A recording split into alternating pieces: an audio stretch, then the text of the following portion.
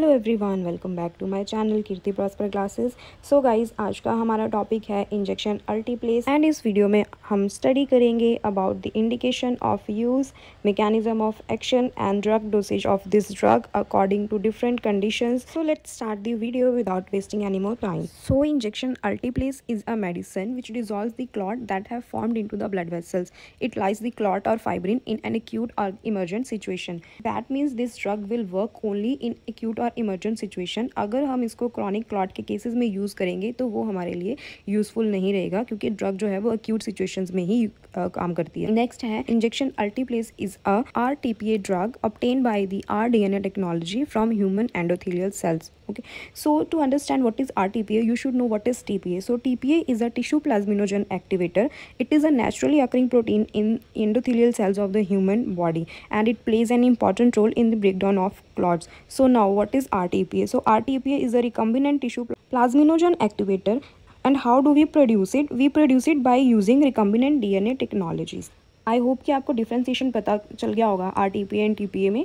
तो चलिए नेक्स्ट पढ़ते हैं। हमारा नेक्स्ट है injection alteplase considered as ideal thrombolytic drug.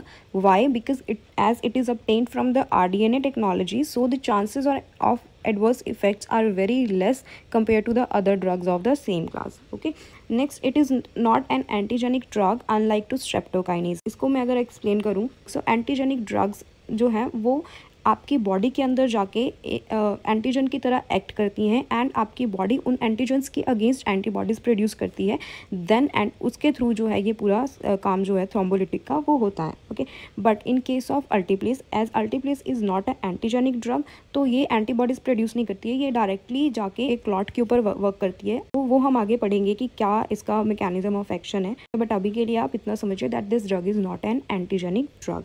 So the next is, this drug is also known as the clot busting drug.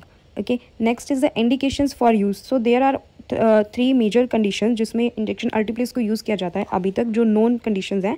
सबसे पहले है in case of myocardial infarction, second one in case of pulmonary massive pulmonary embolism, and third in case of acute ischemic stroke. So next is the mechanism of action. अब mechanism of action इस drug का समझना बहुत ही easy है, as जो injection alteplase है इसका बहुत ही लो एफिनिटी है for the free plasminogen which are present in the plasma, but it rapidly activates the plasminogen which is bound to the fibrin in a thrombus. So it rapidly converts the plasminogen into plasmin, and plasmin initiates the fibrin breakdown, and ultimately clot जो है वो dissolve हो जाता है.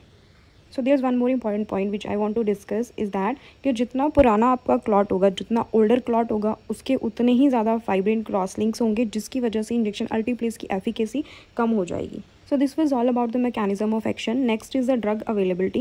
So the drug is available in the market in form of 50 mg vial or 20 mg vial with 50 ml or 20 ml sterile water for dissolving the solution. That means the 1 ml each 1 ml is equal to 1 mg.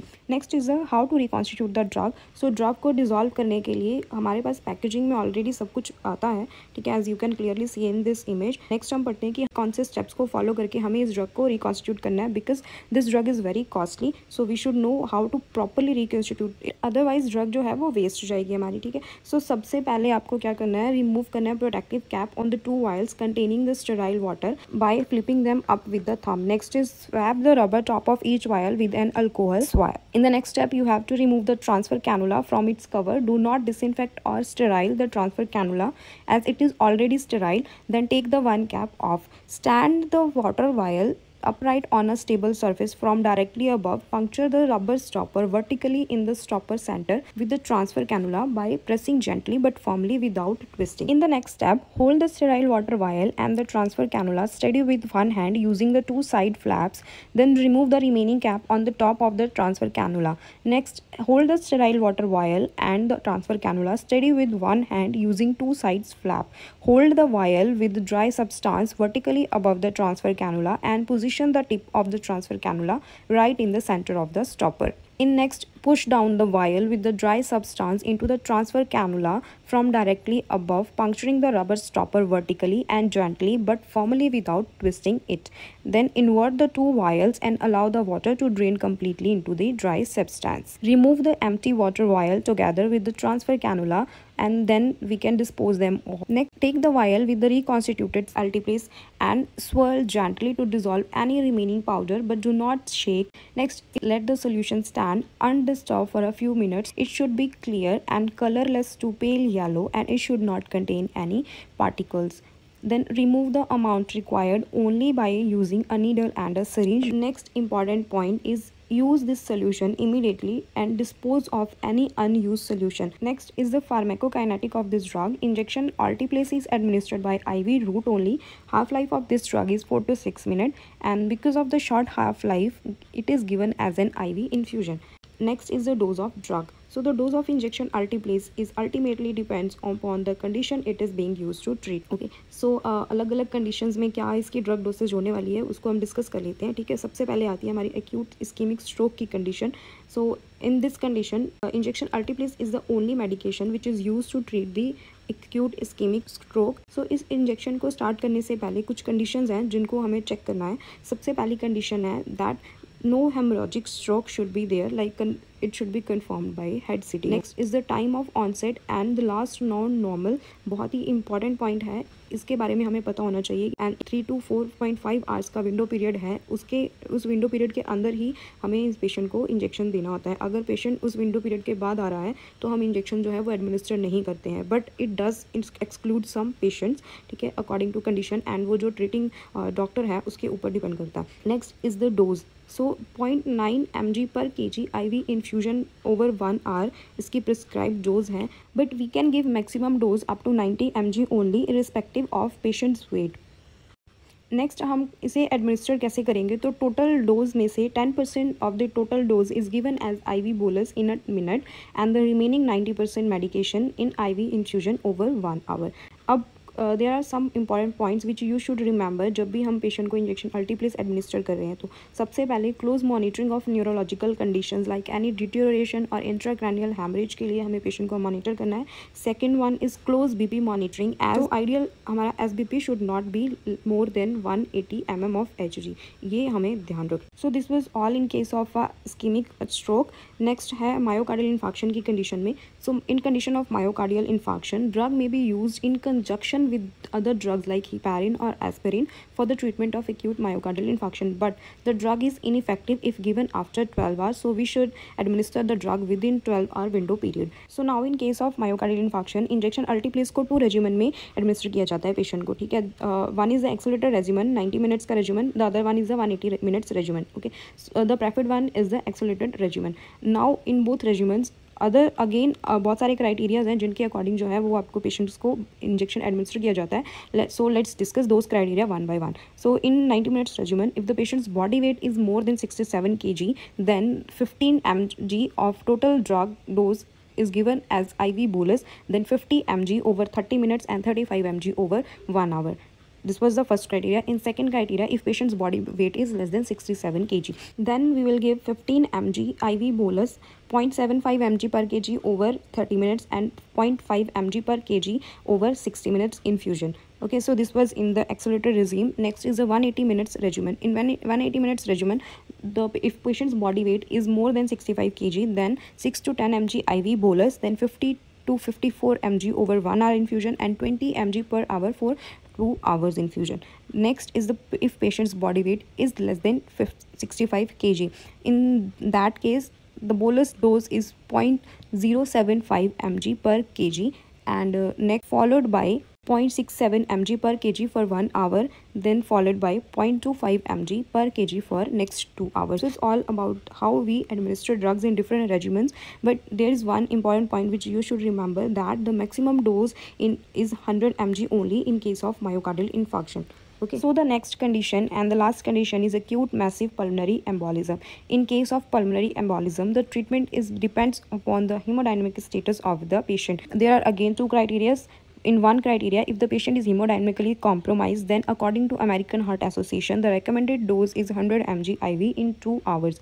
In second criteria, if patient is in a cardiac arrest as a result of pulmonary embolism, then there are no clear or definitive guidelines about the drug dosage.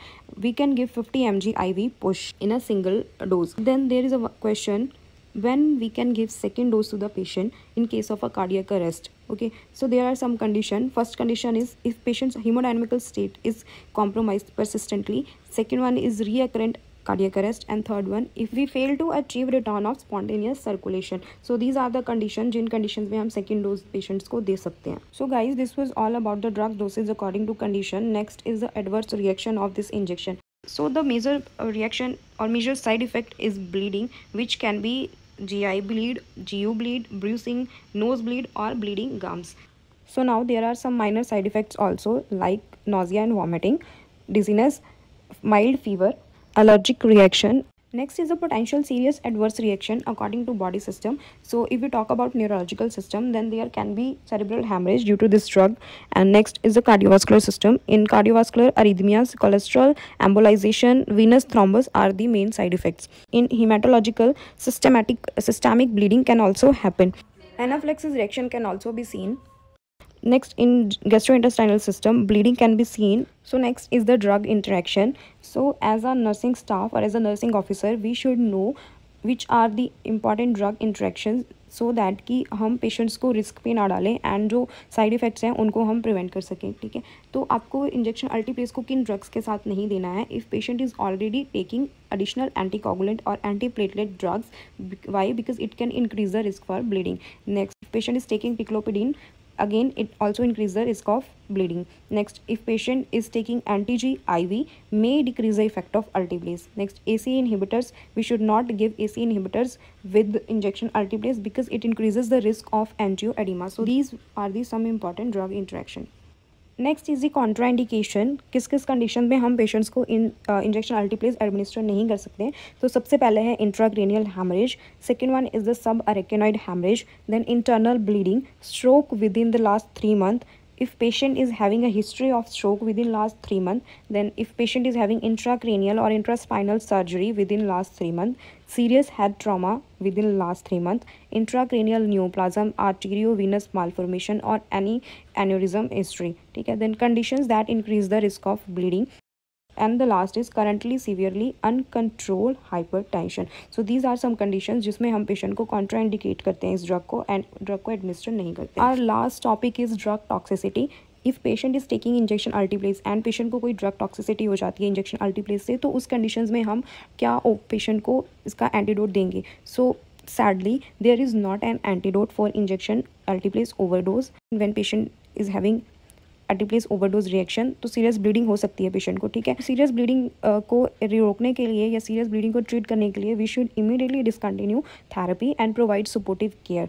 But there is an important note which I want to add is injection aminocaproic acid can be used for excessive bleeding due to the thrombolytic therapy. Aminocaproic other thrombolytic therapy की वजह से excessive bleeding हुई है उन cases में use किया जाता है, but not in case of injection alteplase. ठीक है, but we can use it. This injection can be given only after the prescription of treating doctor. Okay, dose क्या रहेगी इसमें? We will give 5 gram slow IV followed by 1.2 gram every hour up to the maximum dose of 30 grams total in 24-hour period. I hope आपको समझ में आ गया होगा ये drug dosage के बारे में. ठीक है, so guys this was all about injection अल्टीप्लेस.